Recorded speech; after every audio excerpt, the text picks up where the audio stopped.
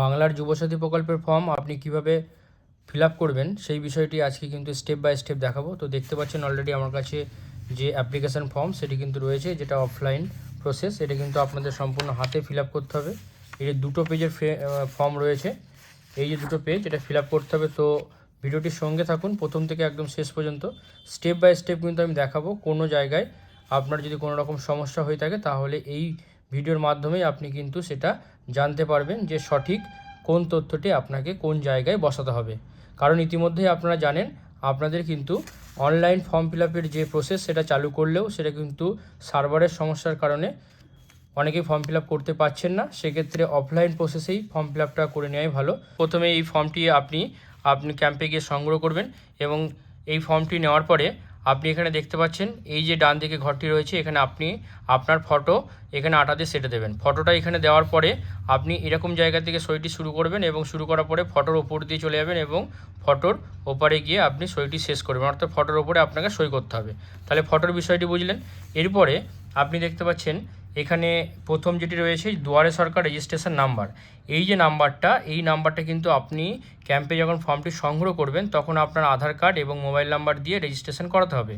তখন রেজিস্ট্রেশন যে নাম্বার সেটি আপনাকে দেওয়া হবে, সেই নাম্বারটি আপনাকে কিন্তু এই ঘরে লিখে নেওয়ার জন্যে বলা হয়েছে, অর্থাৎ এই ঘরটিতে আপনাকে সেই রেজিস্ট্রেশন নাম্বারটি পূরণ করতে হবে। একটি ঘরও কিন্তু ফাঁকা রাখবেন না, কারণ এখানে যতগুলি ঘর আছে আপনার দেখবেন রেজিস্ট্রেশন নাম্বারটি ততগুলি সংখ্যারই হবে। তাহলে রেজিস্ট্রেশন নাম্বারটি লিখবেন, কোথায় পাবেন সেটি আপনি আপনার যেখান থেকে ফর্মটি সংগ্রহ করছেন ক্যাম্প থেকে, সেই ক্যাম্পে আপনাকে রেজিস্ট্রেশন নাম্বারটি নিতে হবে। এরপরে আপনি এখানে দেখছেন আধার নাম্বার। আপনার আধার নাম্বার 12 ডিজিটের আছে, সেক্ষেত্রে 12টি সংখ্যার এখানে ঘর করা আছে। প্রথম থেকে 12টি ঘরে আপনি ফিল আপ করেন, মাঝখানে কোনো ঘর কিন্তু ছাড়বেন না। এই 12টা ঘরে আপনার 12টি আধার কার্ডের সংখ্যা আপনি এখানে লিখে দেবেন। এরপরে বলছে বেনিফিশিয়ারি নেম, অর্থাৎ যিনি আবেদন করছেন তার নাম কিন্তু এখানে হবে। এবার এখানে বলা হয়েছে মাধ্যমিক বা সমমানের যে পরীক্ষা আর যে সার্টিফিকেট বা অ্যাডমিট রয়েছে সেখানে আপনার যে নামটি আছে সেই নামটি এখানে লিখতে হবে। তো এখানে মনে করুন কারোর ফার্স্ট নেম আছে এবং মিডল নেম আছে এবং লাস্ট নেম আছে, ঠিক আছে, লেখা আছে রাম কুমার সরকার। তাহলে কী হবে, প্রথমে রাম লিখবেন, তারপরে একটা ঘর ফাঁকা দেবেন, তারপরে কুমার, তারপরে আবার একটা ঘর ফাঁকা রেখে আবার সরকার লিখতে হবে। এইভাবে কিন্তু আপনি আপনার নাম লিখবেন, একটা ঘর ফাঁকা দেবেন, তারপরে সারনেম লিখবেন। তো এইভাবে নামটি কিন্তু আপনার লিখতে হবে, যিনি আবেদন করছেন তার নামটি কিন্তু এই ঘরটিতে হবে। আচ্ছা, এরপরে মোবাইল নাম্বার। এখানে মোবাইল নাম্বার ক্ষেত্রে বলি, সেক্ষেত্রে বলা হয়েছে এখানে ব্যাঙ্ক অ্যাকাউন্টের লিঙ্কযুক্ত, অর্থাৎ যে নাম্বারটি আপনার ব্যাঙ্ক অ্যাকাউন্টের সঙ্গে লিঙ্ক করা আছে সেই নাম্বারটি আপনি এখানে বসাবেন, যেটি সম্ভবত আপনার আধার কার্ডের সঙ্গেও লিঙ্ক করা আছে। এখানে 10টি ঘর কিন্তু দেওয়া আছে, 10টি ঘরে আপনি 10টি যে নাম্বার মোবাইলের সেটি কিন্তু সুন্দরভাবে এখানে লিখবেন। তাহলে এই বিষয়টি বোঝা গেল। এরপরে দেখতে পাচ্ছেন এখানে রয়েছে ইমেল আইডি, অর্থাৎ যাদের ইমেল আইডি আছে বা জিমেল যে আইডি রয়েছে সেটি কিন্তু এখানে লিখতে হবে। এখানে ইমেল আইডি যেমন লেখা থাকে তারপরে দেখবেন @ লেখা থাকে, লিখবেন। এরপর যদি জিমেলের হয় তাহলে gmail.com, এরকমভাবে এক একটা ঘরে এক একটা কিন্তু আপনি ডিজিট লিখবেন, ঠিক আছে। এইভাবে কিন্তু আপনি আপনার ইমেল আইডিটি এই ঘরটিতে লিখবেন। এরপরে দেখতে পাচ্ছেন এখানে জেন্ডার, এখানে যদি পুরুষ বা ছেলে হন তাহলে এই যে মেল এই ঘরটি টিক করবেন, যদি মহিলা হন তাহলে এই ঘরটি টিক করবেন, আর যদি আদার্স হন তাহলে আদার্সে টিক করবেন। এরপরে আপনি দেখছেন এখানে ডেট অফ বার্থ, আপনার ডেট অফ বার্থ লিখবেন। প্রথমে ডেট অফ বার্থ আপনার যে তারিখ আছে, মনে করুন 10 তারিখ, তাহলে এখানে প্রথমে 10 লিখলেন। তারপরে দেখতে পাচ্ছেন একটা স্ল্যাশ দেওয়া আছে, এই ঘরটি ফাঁকা আছে, তাহলে এই ঘরটি ফাঁকা রাখবেন। মনে করুন 10 জুন, তাহলে জুন হলে 6 হবে, তাহলে শুধু 6 লিখবেন না, তার আগে কিন্তু 06 এভাবে লিখবেন। তারপরে আবার একটি দাগ আছে, এই ঘরটি ছেড়ে দেবেন। যদি মনে করুন 1999 হয় তাহলে 1999, 4টি ঘর মিলে এভাবে লিখবেন। এবার আপনাকে এখানে বয়সটি কিন্তু হিসাব করতে হবে, যে বয়সটা আপনার ডেট অফ বার্থ থেকে এই 1/4/2026 তারিখ পর্যন্ত আপনার কত বছর বয়স হচ্ছে সেটি আপনাকে লিখতে হয়। মনে করুন যদি 22 বছর বয়স হয় তাহলে এখানে 22 বছর লিখবেন। অনেকের ক্ষেত্রে দেখা যাবে যে হিসাব করার পরে 22 বছর 11 মাস 2 দিন এইরকম যদি কিছু আসে, তাহলে সেক্ষেত্রে শুধুমাত্র যে বছর সেইটা কিন্তু আপনি লিখবেন। এই কীভাবে বয়সটা বার করবেন তার একটা ডেডিকেটেড ভিডিও আমাদের চ্যানেলে আমরা দিয়ে দেবো, সেখান থেকে কিন্তু আপনারা দেখে নিজের বয়সটা কিন্তু বার করে নিতে পারবেন। এরপরে আপনারা দেখছেন এখানে রয়েছে ফাদার্স নেম, এই যে পিতার নাম এখানে লিখবেন। একই রকমভাবে বাবার নাম লিখবেন, একটি ঘর ফাঁকা দেবেন, তারপরে কিন্তু তার সারনেমটি লিখবেন। তারপরে আছে আপনার হচ্ছে মাদার্স নেম, মায়ের নামটা লিখবেন, এখানে একটা ঘর ফাঁকা দেবেন, তারপরে যে টাইটেল বা সারনেম সেটি এখানে লিখবেন। আচ্ছা, স্পাউস নেম, এই জায়গাটি ভালো করে বুঝে নিন। এখানে স্বামী বা স্ত্রীর নাম, এখানে যদি ছেলেরা ফর্ম ফিল আপ করে থাকেন এবং বিবাহিত হন তাহলে তার স্ত্রীর নাম কিন্তু এখানে হবে, আর যদি মেয়েরা ফর্ম ফিল আপ করে থাকেন, যদি বিবাহিত হন, তাহলে তার স্বামীর নাম কিন্তু এই জায়গাটা হবে। একই রকমভাবে এখানে প্রথমে নাম হবে, একটা ঘর ফাঁকা রেখে তারপরে তার টাইটেল বা সারনেম সেটি কিন্তু বসাতে হবে। এরপরে আপনারা এখানে দেখতে পাচ্ছেন যে এখানে আছে ক্যাটাগরি, বলেছে ইফ নট জেনারেল, যদি জেনারেল না হয়, তাহলে যদি যারা জেনারেল আছেন তাদের কিন্তু এই ঘরটা কিচ্ছু করতে হবে না। আর যারা জেনারেল নেই তাহলে কী হবে, নিশ্চয়ই এসসি, নাহলে এসটি বা ওবিসি, সেই ক্ষেত্রে সেই যে ক্যাটাগরি, যদি মনে করেন আপনার এসসি, তাহলে আপনি এসসিতে এরকম টিক করবেন। যদি এসটি হন তাহলে এসটিতে টিক করবেন, ওবিসি হলে ওবিসিতে টিক করবেন। এবার মনে করুন যদি আপনি এসসি হয়েছেন, তাহলে এসসির যে নাম্বার, যে সার্টিফিকেট নাম্বারটা আছে, সেই সার্টিফিকেট নাম্বারটা কিন্তু এখানে আপনাকে লিখতে হবে। এবার এখানে একটি বিষয় বলে রাখি, অনেকের কাছে ওল্ড সার্টিফিকেট আছে, মানে পুরনো সার্টিফিকেট রয়েছে, সেখানে তো পুরনো নাম্বার আছে, দেখবেন 4টে কি 5টা সংখ্যার একটা নাম্বার আছে, 1 2 3 4 5টা, এরকম 5টা কি 6টা সংখ্যার নাম্বার আছে, সেক্ষেত্রে সেই নাম্বারটা দিলে কিন্তু হবে না। কী করতে হবে, আপনাকে অনলাইন থেকে আপনার যে অনলাইন যে নাম্বার রয়েছে সেই নাম্বারটা কিন্তু বার করতে হবে। কীভাবে সেই নাম্বারটি বার করবেন তারও কিন্তু একটা ডেডিকেটেড ভিডিও আমরা চ্যানেলে দিতে চলেছি, সেক্ষেত্রে আমাদের চ্যানেল ভিজিট করলে সেখানে কিন্তু আপনি পেয়ে যাবেন যে কীভাবে আপনি পুরনো সার্টিফিকেট থেকে নতুন সার্টিফিকেটের যে নাম্বার বা অনলাইন নাম্বার সেটি পাবেন, যেটা কিন্তু WB দিয়ে শুরু হবে নাম্বারটা। ঠিক আছে, তো এই বিষয়টি গেল। এরপরে আপনি দেখতে পাচ্ছেন এখানে ম্যারিটাল স্ট্যাটাস বা বৈবাহিক অবস্থা, যদি আপনি আনম্যারিড হন তাহলে আনম্যারিড টিক করবেন, যদি আপনি উইডো বা বিধবা বা বিপত্নীক হন তাহলে এখানে টিক করবেন, যদি ম্যারিড হন তাহলে ম্যারিড টিক করবেন, এবং যদি সেপারেট হন তাহলে সেপারেট টিক করতে হবে। এরপর আপনারা যেটা করবেন সেটা হলো আপনাদের কন্ট্যাক্ট ডিটেলস ফিল আপ করতে হবে, অর্থাৎ ঠিকানা। সেক্ষেত্রে প্রথমে দেখতে পাচ্ছেন এখানে হচ্ছে আপনার হাউস নাম্বার, এখানে যদি আপনার হাউস নাম্বার থাকে দেবেন, না থাকলে এখানে দেওয়ার কিন্তু কোনো রকম প্রয়োজন নেই। এরপরে আপনি ভিলেজ, টাউন বা সিটি, যদি ভিলেজ হয় এখানে টিক করবেন, টাউন হলে টাউনে টিক করবেন। এরপরে আপনার ভিলেজ বা সিটি সেটা কিন্তু এই ঘরগুলোতে লিখবেন, প্রত্যেকটা ডিজিট কিন্তু এক একটা ঘরে আপনি এখানে লিখবেন। আচ্ছা, এরপরে পোস্ট অফিস, এখানে কিন্তু আপনি আপনার পোস্ট অফিসটা লিখবেন। তারপরে দেখতে পাচ্ছেন এখানে জিপি অর্থাৎ গ্রাম পঞ্চায়েত বা ওয়ার্ড নাম্বার, সেটা কিন্তু আপনাকে লিখতে হবে, সেটি এই ঘর লিখবেন। এরপরে আপনাকে দেখতে পাচ্ছেন এখানে ব্লক লিখতে হবে বা মিউনিসিপ্যালিটি বা কর্পোরেশন যেটি রয়েছে সেটি কিন্তু আপনাকে এই ঘরটিতে ফিল আপ করতে হবে। এরপরে পুলিশ স্টেশন মানে আপনার থানা যেটি রয়েছে সেটি এখানে ফিল আপ করবেন, এবং ডিস্ট্রিক্ট, আপনি কোন ডিস্ট্রিক্ট থেকে বিলং করছেন সেই ডিস্ট্রিক্টটি কিন্তু এখানে লিখবেন।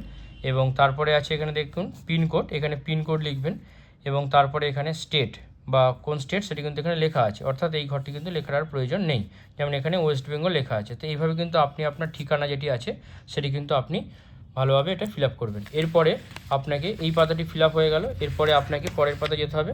এখানে প্রথমে আপনি দেখতে পাচ্ছেন পরের পাতাতে এখানে MP or equivalent examination details, অর্থাৎ মাধ্যমিকের যে পরীক্ষার ডিটেলস সেটি কিন্তু এখানে দিতে হবে। কী দেবেন, প্রথমে দেবেন এখানে রোল।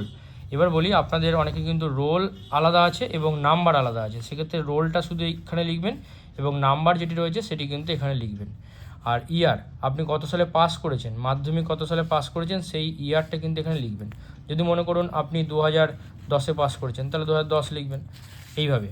আচ্ছা, এরপরে বোর্ড, কোন বোর্ড থেকে আপনি পাস করেছেন, যেটা হচ্ছে আমাদের ওয়েস্ট বেঙ্গল বোর্ড যদি হয় সেক্ষেত্রে আপনি এটা করবেন যে WBBSC এইটাকে টিক করবেন, যদি CBSC হয় CBSC টিক করবেন, ICSE হয় তাহলে ICSE টিক করবেন।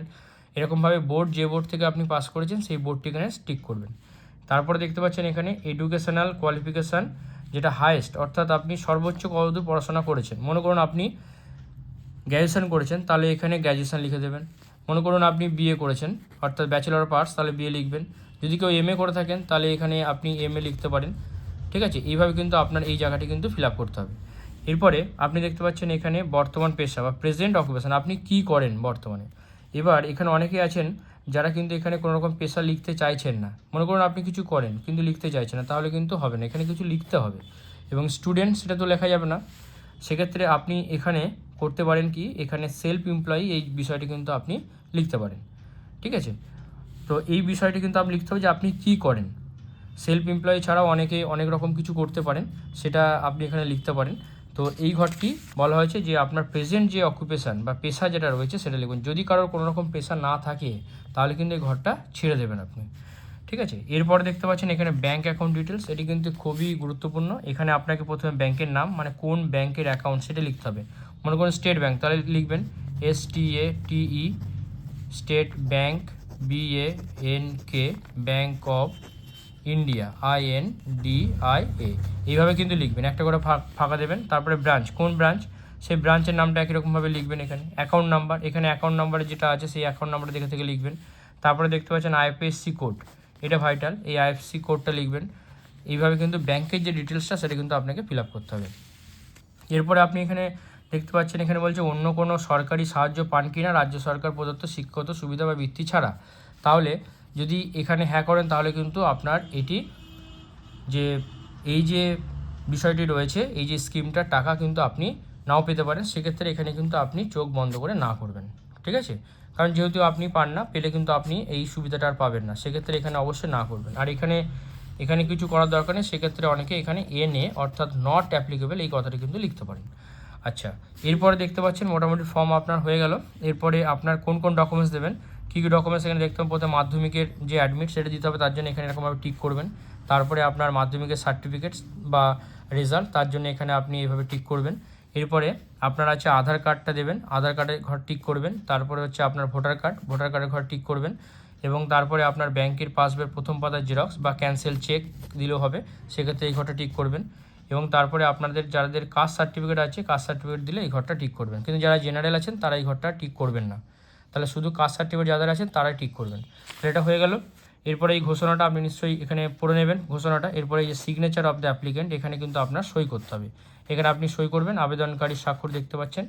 এরপরে এইদিকে বাঁদিকে দেখছেন এই যে ডেট বা তারিখ লেখা আছে, যেদিন আপনি জমা করবেন সেই দিনকার যে তারিখটা সেটা কিন্তু এখানে আপনি সুন্দরভাবে লিখবেন। মনে করুন 18 তারিখ, তাহলে আর এখানে 18/2/2026 এভাবে কিন্তু আপনি লিখবেন তারিখটা। এরপরে আপনার যে রেজিস্ট্রেশন নাম্বার, দেখুন এই ঘরটি যেহেতু রয়েছে এটা অফিসাররা ফিল আপ করবে, তবুও আপনাকে কিন্তু ফিল আপ করে দিতে হবে, কারণ প্রচুর ভিড় রয়েছে প্রত্যেকটি ক্যাম্পে, সেক্ষেত্রে আপনাকে এই কাজটি করাতে হবে। না হলে কিন্তু আপনাকে লাইন থেকে আবার বেরিয়ে এসে আবার এই কাজটি করার জন্যে বলা হবে। অতএব আপনি এখানে লিখে নেবেন, কী লিখবেন, এখানে যে রেজিস্ট্রেশন নাম্বারটা আপনি এই যে প্রথম পাতায় লিখেছিলেন, এই যে রেজিস্ট্রেশনে এখানে লিখবেন যেটা, সেই রেজিস্ট্রেশন নাম্বার যেটা আছে সেই রেজিস্ট্রেশন নাম্বারটাই কিন্তু আপনি এখানে আবার সুন্দরভাবে দেখে লিখবেন। এরপর এখানে দেখতে পাচ্ছেন আয় লেখা আছে, ঘর ফাঁকা আছে, এখানে আপনি নিজের নামটা লিখবেন। তারপরে সন, যদি ছেলে হন তাহলে এইখানে সনের মাথায় টিক দেবেন, আর মেয়ে হলে এখানে টিক দেবেন। তারপরে এখানে বাবার নামটি কিন্তু লিখবেন, এখানে বাবার নাম এখানে লিখবেন। এরপরে অ্যাপ্লিকেশান অন ডেট, তাহলে এখানে যেদিন জমা দিচ্ছেন 18 তারিখ, তাহলে যদি 18 তারিখ হয় তাহলে 18 তারিখটা কিন্তু আবার আপনাকে এখানে লিখতে হবে। আচ্ছা, এরপরে মোবাইল নাম্বার, আপনি যে মোবাইল নাম্বার সেই মোবাইল নাম্বারটা এখানে লিখবেন, এবং তারপরে আপনার আধার নাম্বারটা আবার এখানে লিখে দেবেন। তাহলে এইভাবে কিন্তু আপনার ফর্মটি ফিল আপ করতে হবে।